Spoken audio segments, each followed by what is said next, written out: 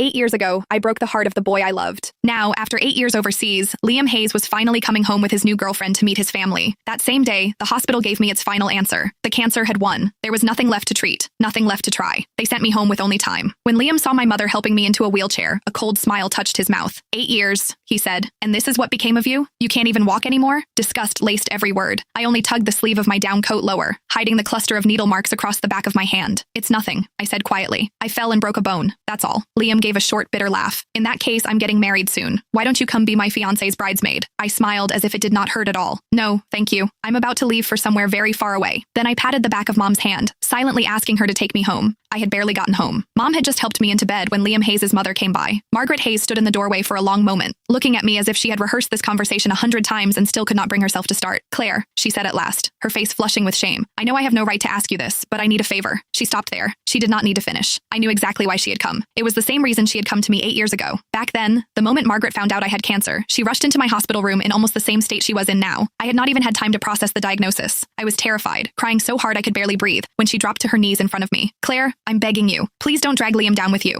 He's just been accepted into a program overseas. If he finds out you have cancer, he'll never agree to leave. You and Liam have known each other your whole lives. You've loved each other for so many years. So please, for my sake, let him go. Break up with him. I've arranged everything. I found a boy to help. All you have to do is pretend to kiss him downstairs. Let Liam see it. Make him believe you betrayed him. Then break up with him. That's all. Because of those words, the first thing I did after being diagnosed was not schedule more tests or begin treatment. Instead, I put on the coldest face I could manage, pretended to cheat, forced Liam to hate me, and drove him out of the country without mercy. Sure enough, a second later, Margaret looked at me with guilt in her eyes. Claire, please don't blame me. I had no choice. Liam's girlfriend now was his classmate overseas throughout graduate school and his doctoral program. They're perfect for each other. I really don't want to ruin such a good marriage. You know, Liam, he adored you when you were kids. If he finds out the truth about what happened back then, I'm afraid, her voice shook. I'm afraid he'll throw everything away again. So could you stay away from him for a while? You don't have much time left anyway, do you? In your condition, you shouldn't be going out, don't you think? The moment Margaret said those words, my mother grabbed a pack of adult diapers from beside the bed and slammed it down so hard the mattress shook. Seeing that she was about to lose her temper, I quickly tugged at her sleeve and softened my voice. Mom, please. It took several seconds before she managed to hold herself back. Only then did I look back at Margaret. I can promise I won't tell Liam what happened 8 years ago, I said calmly, but I can't promise I won't see him. No, I could not promise that.